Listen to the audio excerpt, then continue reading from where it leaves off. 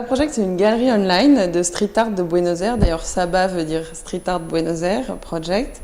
C'est une galerie qui expose, qui propose de présenter des street artistes argentins.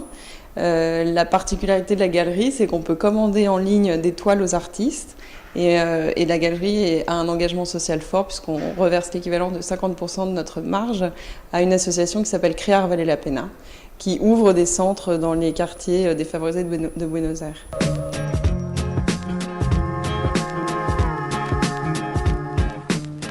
Alors là, on est devant une toile de Caro Chinaski, qui est aussi une femme qui peint dans les rues de Buenos Aires, qui est en fait autodidacte, qui édite des BD, des revues, qui peint pour des couvertures de CD, qui est aussi très connue dans le milieu street art argentin. Et elle fait des choses, je trouve, très féminines. Elle a beaucoup d'humour.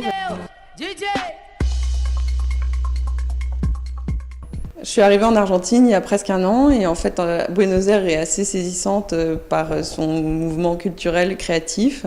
Sur les murs, on peut admirer beaucoup de graffitis et de pochoirs. C'est un mouvement qui est arrivé beaucoup plus tard que dans les autres grandes villes occidentales en Argentine, puisque c'est un mouvement qui est arrivé il y a 6 ans, à l'occasion de la grande crise de 2000-2001. Et comme je voyais qu'il y avait une vraie créativité, un vrai mouvement qui était en place en Argentine et que parallèlement à ça, il y avait des grandes expositions qui se passaient à Paris sur le street art depuis le début d'année, j'ai pensé que c'était une belle opportunité à saisir de présenter un nouveau street art à une clientèle qui n'a pas eu forcément l'occasion de regarder le street art argentin.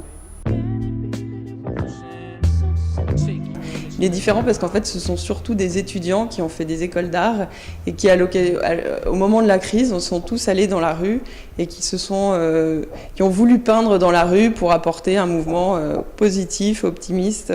Et du coup, les toiles ce qu'on peut regarder, ce qu'on peut voir comme œuvres dans la rue sont finalement que des œuvres esthétiques, gratuites, une manière d'exposer leur travail dans un pays qui était en plein chaos et dans lequel il y avait une tolérance justement sur ce style d'intervention dans la rue.